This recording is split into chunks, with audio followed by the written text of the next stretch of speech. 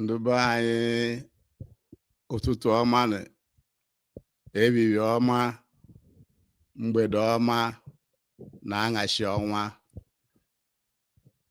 ebe ọbụla ị nọ wee na-esonyela anyị na nkụzi nke ụbọchị taa, na-abịakwute unu site na Nkọlọ Mahadum Wisdom University. Ụbọchị tata bụ afọ na ọgụgụ afọ Igbo. Tata bụ avọ, abịa avọ, and na ọgụgụ arọ Roman Catholic Church, ya bụ tata bụ Ọgọst nke asaa na 2025. And cheten na mahadum Nkọlọ Mahadum Wisdom University ka anyị na-agwa unu ka unu welu akọ na uche wee na-etune ihe onyonyo niile ma okwu niile a na-agwa anyị ma n'ọnụ ma nke ede ma nke si na onyonyo. Unu wele akọ na uche unu wee tụnye wee mara ma ibe ama ọ gbasatala gị ka e kosi wee gbasata gị onye Igbo, because ị ga na-abịa ibe ka o si wee gbasata gị, ọ bụrụ ka o si wee gbasata mpalaga ụwa ndị ọzọ. Ọnya mee na anyị hiwere na anyị bidolu Nkọlọ Mahadum Wisdom University ka anyị wee na-akụzili unu ibe dị mma, na-agwa unu eziokwu, abụrọ asị niile na ibe ndị ọzọ asị niile a na-asịla anyị since eji wee mụọ anyị site n'aka ndị colonial masters, ya bụ ndị ọcha na-achị anyị na ndị be anyị bajizi wee na-achị anyị ba. And anyị mee na nkụzi ndị anyị na-akụzi, anyị na-arụ ya arụ wee kụzielu unu ya site n'elu onye Igbo kwesịrị nsi wee rie ire, site n'elu onye Afrịka kwesịrị nsi wee rie ire, site n'elu onye Biafra kwesịrị nsi wee rie ire. Na ya ghara aga na-abịa ire dịka onye Amerịka si abịa, ma onye Britain, ma onye France, ma onye Russia, ma onye China, ma onye Saudi Arabia na ndị Arabs ndị ọzọ.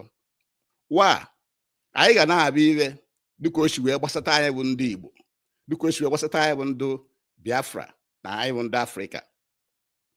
Ọnya ka anyị ji wee na-ayọ unu ka unu sonyela anyị n'ibe anyị na-eme. Sonye na anyị na YouTube, ya na Facebook, na Twitter, na TikTok, and anyị nọ live. Anyị nọ live na YouTube, anyị nọ live na Facebook, anyị nọ live na Twitter and TikTok. So sonye na anyị na Nkọlọ Mahadum ka unu kwesịrị unu na-enweta okwu niile nkụzi niile anyị na-akụzi ka o wee dula anyị bụ ndị Igbo mma, anyị bụ ndị Biafra mma, na anyị bụ ndị Afrịka mma. And na nkụzi anyị nwee taa, anyị chọrọ ka anyị kọwala unu okwu Sir Ahmadu Bello kwuru na October 12, 1960. Ọka emedi izu na-atọ Nigeria nwechara independence. Sir Ahmadu Bello bụ Sardauna of Sokoto mgbe anwụ wee kwuo okwu duele. Okwu a nke anyị chọrọ ka anyị gwa unu iwe okwu wee kọwala unu ka unu wee ghọta na ọkwa ele anwụ okwulie mgbe anwụ ka ọ ka dị wee luo ụwa. Ya bụ iwe Sir Ahmadu Bello kwuru na the new nation called Nigeria should be an estate of our great grandfather Uthman Dan Fodio. Ya bụ Nigeria nwere flag independence na 1960, October 1, 1960. Oluzie na October 12, ya bụ o mechere izu na-atọ Nigeria nwere ya bụ independence. Agwala anyị na anyị enwego independence, na anyị nọ n'owu obodo.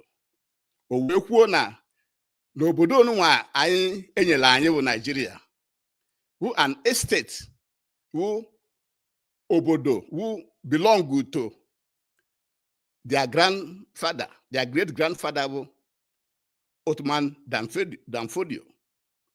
Ka ezi ka o si wee wụlụ n'obodo enyela anyị achị na anyị nọ na ya, Britain amalgamate ya bụ the South, ya bụ anyị nọ nwe anyị na ndị ugwu together na 1914. Oluzie ka enyecha independence na bụ na anyị enwegolo onwe anyị na October 1st. O mere izu na-atọ a na-agwazi anyị na n'obodo anyị nọkwa na ya na ọkwa estate of their great grandfather Uthman Dan Fodio, ya bụ na ọwa kwesịrị ndị in charge, na ọwa dị in charge of the country. Ọ na-agwa anyị immediately emechara ya bụ independence. And iwe ọzọ kwuru that na we must ruthlessly prevent a change of power. Onomaiwe ruthlessly mean? Ruthlessly means na wage eme iwe niile enwe ike ime ka wadu sure no one in charge of Nigeria, no one na control Nigeria. Ni yare enwe right ngwaba ele Nigeria shigado, no one ga na-ekwu ele Nigeria shiwe gado. Owega kwa n'iru wee na-ekwu, we use the minorities in the north as willing tools and the south as conquered territory. Now you use ndị ọzọ nọ na north as willing tools and the south as conquered territory. Okay, ine-ebe anya makwa na jihad Uthman Dan Fodio bido na 1804 wee end na 1808. Only arọ na anọ ka anụlụ ọgụ ahụ n'ugwu Hausa. Ndị Fulani ji wee kọnka Hausa land niile. Ọkwa niile ka akọnka because akọnkara middle belt. Akọnkara middle belt. Okay. Mana wajizini mando middle belt ahụ akọnkara as willing tools. Because in anya na va bia we say map Nigeria, we tie middle belt as central, not central of Nigeria, not central, tie as part of the north. So no like we may say that willing tools. Megodi Ivana ina agwa onye Benue, even though na na-egbuwe ma onye Plateau ma onye Taraba ikwute okwu Biafra ma onwere onwe gị waghara akwado na ya maka baka bụ willing tools ndị Fulani ji wee na-achị Nigeria. So n'ibe ahụ Ahmadu Bello kwuru ibe na-eme wee luo over n'anya anyị. Then ịbịazịa na South wasi na waga na conquer territory. Ọ bụrụ ibe na-eme ebe a ụmụ nwanne anyị ndị nọ na coastal region ọrụba ka wetel a na-use against us. Ọrụba so mgbe a kwetel ewe meri anyị n'agha between 1967 and 1970. Anyị niile ka akọnkala mgbe ahụ ụmụ nwanne anyị ndị na coastal region ahụ ma anyị na onwe anyị cheka akọnkala that time. So we conquer anyị already. And we end this year and never allow them to have control over their future by Sir Ahmadu Bello, October 12, 1960, and never allow them to have control over their future. Or even ever. And we control over our future. Or when I decide even in Nigeria. Or when I decide we win election. Or when I decide to do na National Assembly. Or when we majority in the National Assembly.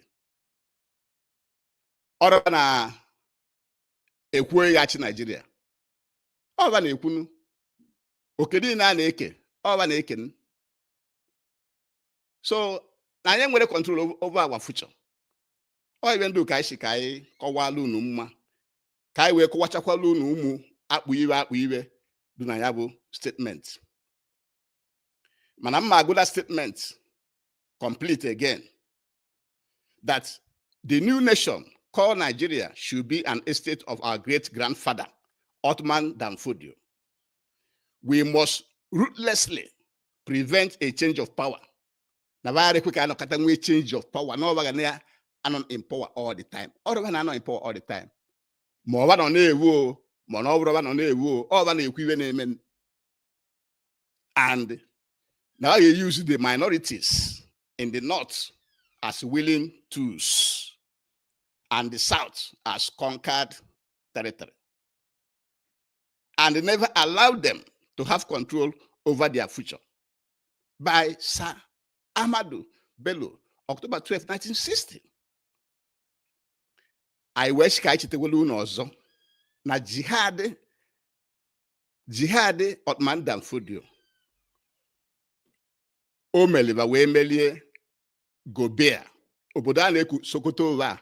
Ibe a na-eku before Gobea. But we change the area to Sokoto. And Hausa Kingdom niile kaba na alaba. And nyawo jihad eba mere mgba anwụ Uthman Dan Fodio jihad anwụ bido from February 21, 1804 to 1808. Mana ba bịara wee megide ndụ Middle Belt. Wa gara Middle Belt gbalitewe na South anyị. Kedu ibe Ahmadu Bello ji wee mekizie kuzi otu ibe n'uwe okwu. Iwe o ji wee kwuo onye bụ na mgbe a na-akwado ka enwe independence na Awolowo Obafemi Awolowo na Nnamdi Azikiwe na eme ka ndụ South ka anyị na onwe anyị nwee independence na 1956. Ndụ North na ndụ ugwu wee si na ba chọrọ na ba ka ready for independence. Anyị na onwe anyị aka enwe independent na 1956. Bana wee si na ba ka chọrọ nwe independent na ba chọrọ ka ndụ Britain ka nọlụ. Maka na ndụ Britain bụ ụwa as a loyal servant. So when and Britain wee kpazia ọ mgba nka Britain ji wee gwazia ba nyere nsogbu na ba ga-enye ibe niile na ba ya aralụ ndị Yoruba ralụ ndị Igbo rịa ba n'aka meni na omeri izu na-atọ anyị nweche flag independence anwụ. Ahmadu Bello wee kwuo iwe n'okwu ọ ghara ekwu iwe ma ọ bụ na akpachara ya akpa with the colonial master Britain. Akpachaghị manụ iwe ya emen manụ ele ahụ ka Britain chọọ ka Nigeria wee dụ maka na ndụ Fulani ndụ na-asa bụ ndụ Britain na Nigeria. Ọ bụ na-ejelu ndụ Britain osi na Nigeria. Ọnya ka o ji wee kwuo otu iwe ahụ. And I chọọ ka akọwakwa olu na again iwe ruthlessly mean. Ruthlessly means na ebele aghara adụ ya. Na ba ghara ekwekịta ka echenjie power. Na ba iwe a ga-eme na ebele aghara adụ ya. Na ọ ga-adị merciless. Na o nwere iwe ọbụla a ga-eme. Iwe ọbụla a ga-eme ọ bụgodị mgbu mmadụ ọ bụgodị mme iwe ọbụla na ba ga-eme ka adụ sure na ọba ga na-ekwu iwe na-eme na Nigeria. Na ghara enwe change of power. And ọ mere nwere change of power wa. Ịbịa ba Britain mere iwe niile. Se shame up. Nyewe majority na National Assembly. So nwere iwe kwete ka inwe majority na ewu duka ele ba anyị si wee do ụwa. So and na I use ndụ minorities in the north. Onya ka anyị na-ekwu ka ị mala amala no iwe na-eme ebe a na ndụ Benue, ndụ Plateau State, ndụ Taraba State, ndụ Southern Kaduna and Kogi. Even though na anyị na nwere the same culture, anyị na na-akpọ owu odu agwa.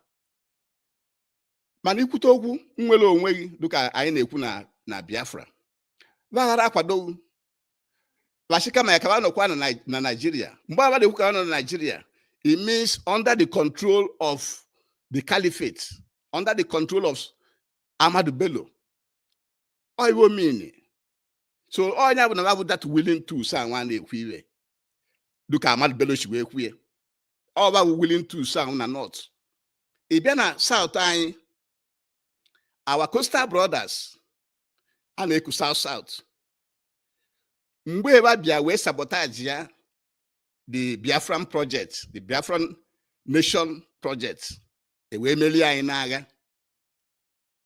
mgbe ahụ ka akọnkala anyị na banabụ because bad work in control of their natural resources and people nọ na bebe dịka nwe ike na akpa aba ike ebe a nyeso nwe ike na akpa aba ike dịka Akpabio nọ na senate as senate president ma Sari Dokubo ma Tom Polo na other leaders from that our coastal region 13% derivation a na-enyebe dụba mma ya bụ akụnụba dị na be anyị dị na bebe bụ 100% ya bụ onye ọzọ welie o weli 13% nyebe ọ dụchaba niile mma onye with that willing to learn and conquered people akọnkalịwa anyị akọnka ramakwa na akọnkalịwa akọnka mana ba na-amacha mmacha iwe ana amachagharị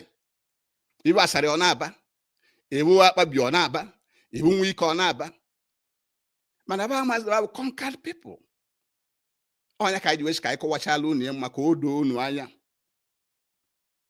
maka na anyị na onwe anyị niile we conquered people ya mere na anyị draw in control of our resources tatala ije ebe na NNPC ndị ugwu na ndị Yoruba ju na-ewu mmanụ one ndu our coastal brothers nọ na-ewu ma anyị na onwe anyị nọ na NNPC ọ bụrụ anyị na-amị mmanụ anyị all the resources anyị nwe ọ bụrụ anyị na control ị bịakwuo na be anyị enwere any infrastructure no federal presence no a lot of roadblocks bụ ebe a na ndị be anyị ego na punish ndị be anyị ikwuo from roadblock ahụ akpụrụ ujebe police station from there anyị nwere ike jee kwuo nga from there mmegbu niile a na-emegbu anyị because na anyị bụ conquered people so ndị be anyị ibugodile ọbụgodị na iburo na ala Igbo na ibu na Lagos na ibu na Abuja mala amala na ibu conquered person ọ bụrụ ihe melele Igbo karị njọ kọsi iwe alụ niile mee n'ụwa mechara anyị alụ niile mee n'ụwa o mechie ndị Igbo eme slavery ndị Igbo so na ndị use slavery eme colonization ana Igbo so na ndị colonize anyị nụrụ agha emeri anyị n'agha conquer anyị up to today so kedu mmachi ị na-amacha ịnọlụ na UK ma Russia ma America ị na-ekogagharị ka ị na-ekogagharị you conquered person you nwere your freedom you are not in control of your land so no ibe ahụ Ahmadu Bello kwuru ọ ibe na-eme ebe a ọ ibe anyị chọrọ ka anyị kọwalụ unu mma wite ọnụ be anyị from nkọlọ mahadum anyị wee na-ayị unu ka unu nwee ike tiele anyị n'akara ịfụnanya like ya na lecture anyị na like lecture anyị na-etiele anyị akara metụla anyị na button akara ịfụnanya na lecture anyị kwuo uche gị na lecture anyị ka anyị wụ iri chọrọ ikwunu ya bụ comment section and then tụsaa nkụzi a tụsala anyị nkụzi a ka olutu ndị Igbo niile aka ọnya ka anyị ji wee ka anyị mee n'Igbo na nke ewu for ndị Igbo and then nwere some of our followers say I mee lecture sometimes I mee lecture n'okwu Igbo anyị wee ka anyị mee lecture nke taa n'okwu Igbo anyị wee na-ajụ wee na-asị ibe nwa Ahmadu Bello kwuru n'October 12, 1960 ọ na-azị ka iwe anụrụ ya Nnamdi Azikiwe ọ na ọnụrụ ya Alexis Ekwueme ọ na ọnụrụ ya Chubu Ọkadigbo Oyi of Oyi ọ na ọnụrụ ya and our current leaders now all the eastern governors eastern former Eastern Nigerian governors, now Southeast and Southeast governors, on about this statement. Because when I statement, because when this lecture, never go and everywhere online. Can I give this statement? Ahmadu Bello-Sultan. Our current Igbo leaders, now Southeast and South governors, ma Peter Obi na-eme na waghachi Nigeria, ma Benjamin Kanu nọ na deputy speaker House of Assembly, National Assembly Abuja, ma Chris Ngige, and all onye ọbụla si na ya bụ our leader of the Igbo race right now. On every this statement, Wona no iwe Ahmadu Bello kwuru iwe na-eme up to today.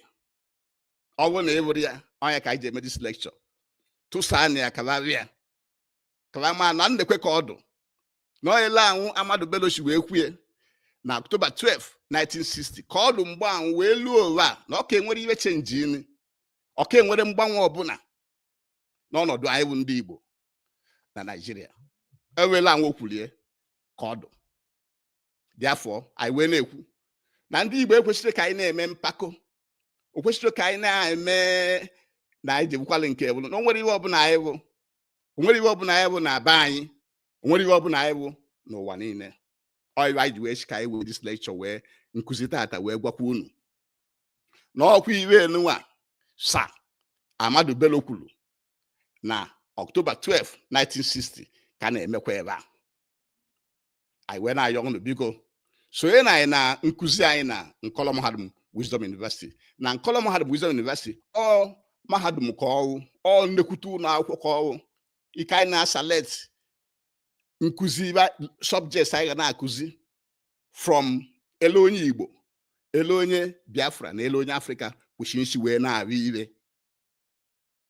So I went na see unu na okwu Sir Ahmadu Bello kwuru, October 12, 1916, cautioned that the new nation called Nigeria should be an estate of our great-grandfather, Uthman Dan Fodio.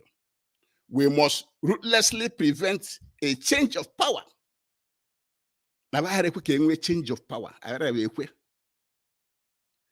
We use the minorities in the north as willing tools, or even a member, and then the south as conquered territory. And we never allow them to have control over their future. And we control over our future. The answer is no. I ain't worried. Or if national leaders and I Abuja generate ego. We're not control of our land and resources. I went ask I call one. Now even Nambe Uthman Dan Fodio made that jihad between 1804 to 1808. Nava akonkara carrier the local middle belt now not central no Britain who that now handed the whole country over to them. Mena Ahmadu Bello Kulu name is NATO and which had independence. Oweshi Navaga that they must ruthlessly, I will call it ruthlessly means Navare we bele. Nage me up Navage me. Can we make a sure then with any change of power? And all over in control of the power in Nigeria up to today. I went who na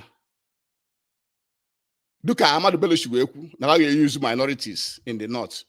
Now all these people, my Benue State, my Plateau, my Taraba, Southern Kaduna, Kogi, even Elenua, Fulani, Hesman Nebu every day. You could talk well on Webano. I should have actually one Nigeria. Look at Nam the Kanishiweku. Once you put in a one Nigeria, you could go na even Ahmadu Bello Kulu. So I've been a South. I know why I've conquered people already. We are conquered people because Mum 19 no na Costa region. The way do okay with 13%. Now, oil and gas, and other resources na bebe and AGS Nigeria. No only 13% ka ya na-ewe. Even when 100%, ya bụ one way iwe anyị nkeve mana washi na na-ewe 13%. Na ọdụ mma na ọdụ nwe ike mma, nwe ike nwa ebe na amachagharị, ọdụ akpabio mma, ọdụ asarị mma, ọdụ tompolo mma, and other leaders from that side, ọdụ chaba mma. Onya bụ na ya bụ conquered people, because kawa sabotage the Biafran nation restoration, the Biafran nation, the first war. All of us were conquered. We are all conquered people. And so that's why I am drawing control of our natural resources. Our natural resources, lulu, trillions of dollars. Trillions and trillions. I age we message buying. Will you do show no more? We don't do show no more. I am drawing control of that. Only any federal thing to buy roadblock everywhere. From roadblock, we get to police station. From police station, we can even get my babu and my babu safe. I wear naju, wear nashi. Nnamdi Azikiwe we do natural independence, natural ka Nigeria will one and bound. On I've already statement. Alexia Kweme, Chubo Kadibo, Igbo leaders in the past, and others. On I've already statement. I wear now to the current leaders, the governors of the former Eastern region, now South and Southeast. On already statement. My Peter Obi Nachoko Ochia Nigeria, Komesia Nigeria. On already statement. My Benjamin Kano, as deputy speaker. Na Abuja. On already statement. Chris Ngige, and then those on email. On already statement. Ne language we mba kokadu we over. And the nke kaije wetezi nkuzi nketa na njedebe. Iwulo onye Igbo welile gweze ọnụ. Welile gweze ọnụ. Na asina agadi nwanya da ndana abụ agụ ọpara ukpo ọnụ. Anyị bụ ndị Igbo anya saa anyị kwesịrị mmanụ na anyị nọ na nsogbu. Anyị na nsogbu, and therefore anyị kwesịrị ka anyị wetuo onwe anyị baa n'ụlọ jechebe uche abalụ ka anyị so n'ihe ụwa na-eme, maka na ka ọ dụba onwekwa ibe anyị kwụ. Nke ka anyị weta nkụzi taa na njedebe. Biko anyị na-ekene unu sonyela anyị na nkụzi nke taa. Demen biko tiela na like ya na utieni press the like button. Kwuo na uche unu na lecture ọnụnwa na nkụzi anyị mee taa, and tụsaan ya ka oluteche ndị be anyị niile aka na achị na akpọwagbo agbanarị ọdachi ka ọ dịba. Thank you very much.